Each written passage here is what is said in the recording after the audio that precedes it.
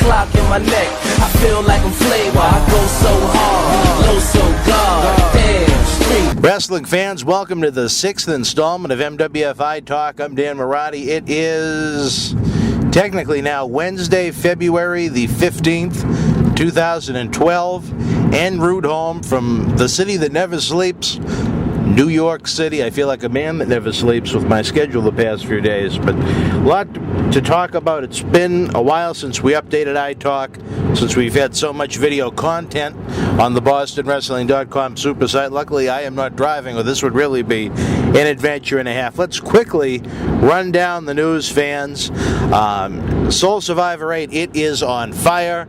We've exceeded ticket expectations already compared to our anniversary event in September, which is a great thing for everyone. And as we say, keep the ticket orders coming. The VIP packages sell themselves. The discounted tickets, they're the best value in professional wrestling, fans. Not one, but 2 live events if you attend the charity event.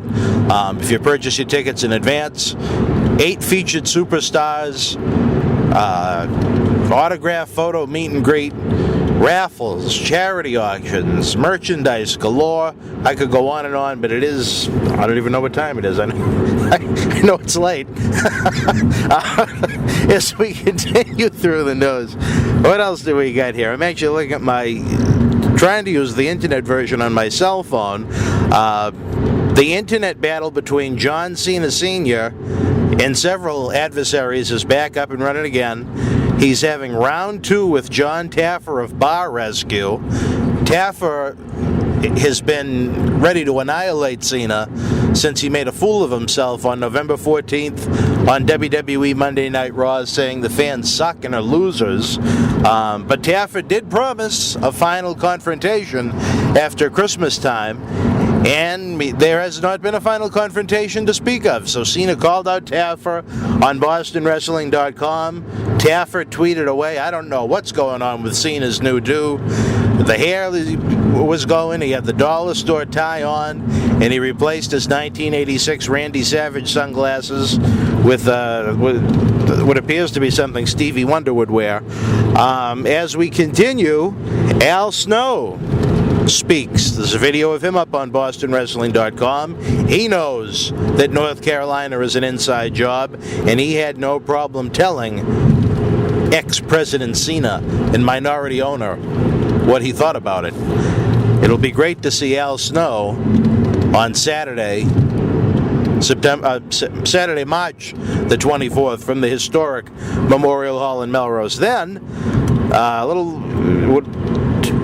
me hours ago, on Valentine's Day, he posted his Valentine's Day greetings video where he banned me from the great state of North Carolina for Road to the Gold 2011. I am not welcome in Fairmont, North Carolina for one of our marquee events of 2012, Road to the Gold. And I think that's disgusting, much like I think John Cena Sr. is disgusting.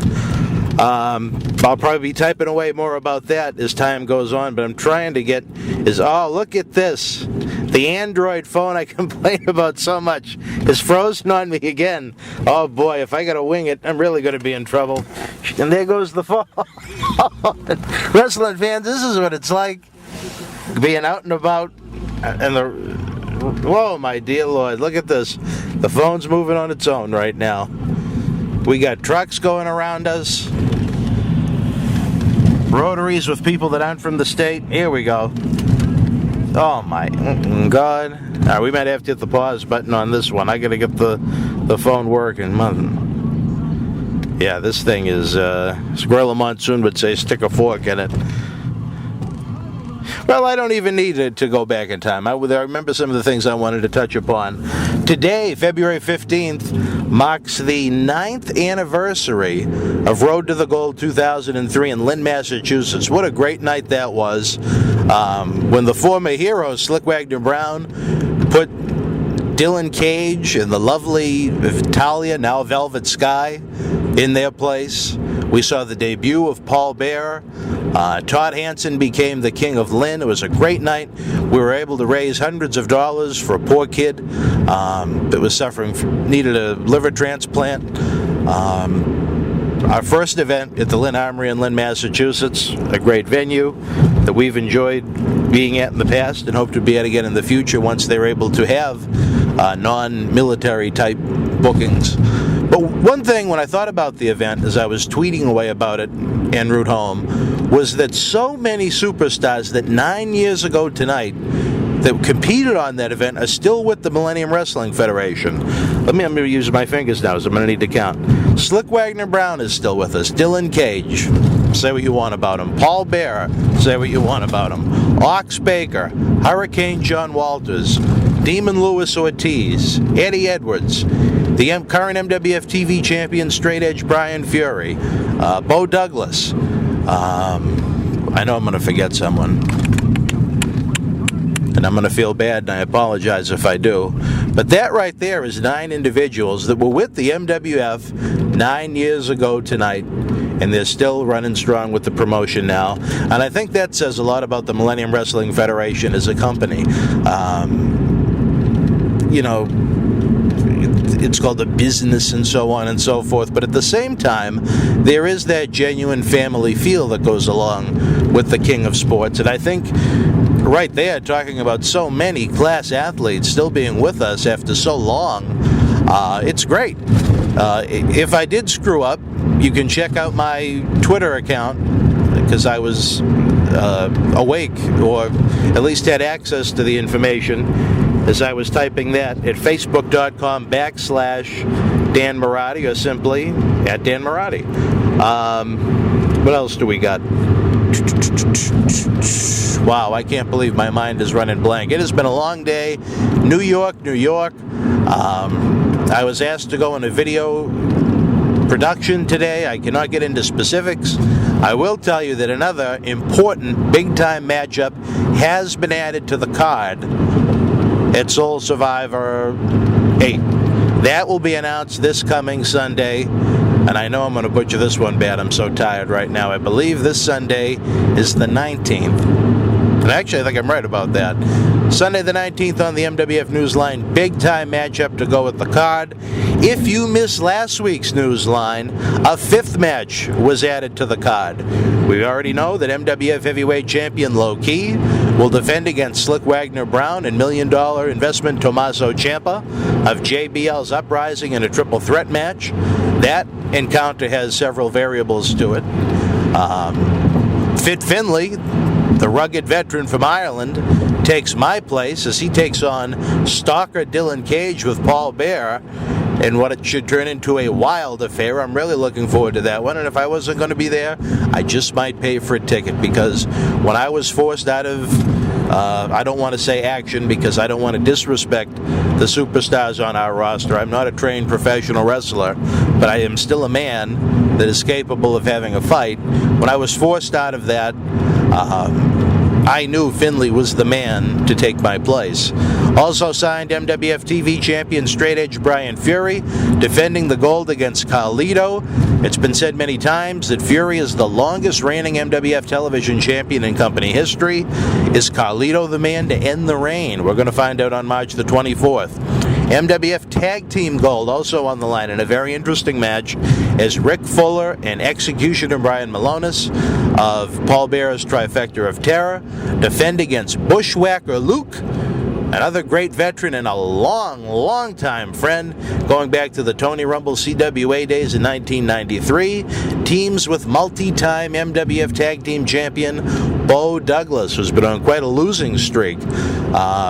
Will Bushwhacker Luke be the man to get Bo's head back in the game? We're going to find out March 24th. And just added this past Sunday night, we're going to do it all over again, the In It to Win It Gauntlet Challenge.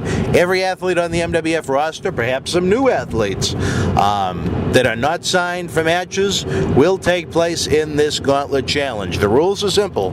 The first 2 athletes to draw number 1 and 2 will compete for 5 minutes. After that, another athlete enters the matchup every 2 minutes. Elimination can occur via pinfall or submission at any time, and the last man standing earns the right to an MWF Championship match of their choosing over the course of the next 12 months, whether that happens somehow in New England, whether it's an issue in North Carolina. They can choose the Southern Heavyweight Championship, the MWF World Heavyweight Championship, the TV title. They can pick a partner for the tag titles. The In It to Win It Gauntlet is what launched Julian Starr's career here in the MWF. Last year it led Fuller and Malonis to tag team gold. It's a big match, and we're bringing it back at Soul Survivor. And like I said, the 6th match will be announced this Sunday as we continue to the biggest wrestling extravaganza of 2012. Earlier today when I was out on the road, I received a message from the MWF champion, Low Key. He is very intense as always. I'm sure he has a lot to say about his championship defense against both SWB and Ciampa at Soul Survivor. As I mentioned previously, it's quite a task for him to have to defend the gold against two world-class athletes, but at the same time, can Slick and Ciampa trust each other, or will one of them stab each other in the back if it means leaving Melrose as the champion? 3 men, only one can leave as champion. So there's a lot to think about when it comes to the one half of the double main event at Soul Survivor 8. Some wrestling news fans asked me questions about. I do have to say that I thought the Undertaker Triple H Shawn Michaels segment on Raw was tremendous once again. They are professionals at what they do. They leading up to the biggest event of 2012, WrestleMania 28 in Miami, Florida. WWE is going to be all over New England in March, Bangor, Maine on the 4th, Boston on the 5th, my home away from home, Mohegan Sun on the 6th, Providence, Rhode Island on the 17th, where we just came from a little while ago, the world's most famous arena, Madison Square Garden, on Sunday, March the 18th. Check out WWE.com for full details on how you can get your tickets to that. It's a great compliment to Soul Survivor as well as WrestleMania. And little TNA news. Vince Russo is gone. And a lot of fans are rejoicing, almost like the Wicked Witch died. You hate to hear about anyone losing their job, but at the same time, with the influx of talent that TNA has brought in, I think they'd like to see the radar move on some of their pay-per-view numbers, live event numbers. I think the TV ratings could be higher, but again, that's just one person's opinion. Everyone has one, much like certain body parts. So it's interesting to see what the shakeup in TNA is going to be. I know folks have a lot of high praise for see if I can get it right, the Rakha King promotion in India that TNA is affiliated with and helps run. Maybe we'll see a little bit of that come to Spike TV. That remains to be seen. But finally, I wanted to send out well wishes from everyone in the Millennium Wrestling Federation to Jesse Sorensen. He was injured in a match with Zema Ion on the Against All Odds pay-per-view this past Sunday. He has a serious neck injury as a result. I had a chance to meet him when TNA had the little Massachusetts swing a couple of weekends back. Nice, I hate to say kid because it ages me, even though I'm not 40 like some people think. That's an inside joke, but our best to Jesse Sorensen. Hopefully it'll be a quick recovery and he gets back in the ring soon, and even more important that his health improves and he can get back to 100%. My mouth is as dry as the desert. This is MWF iTalk number 6. I'm Dan Mirade. We will talk soon. Don't miss a day on BostonWrestling.com. News is always breaking. Follow us at Facebook.com/MWF 2001, and we're always tweeting away at MWF 2001. Fans, you have a good one.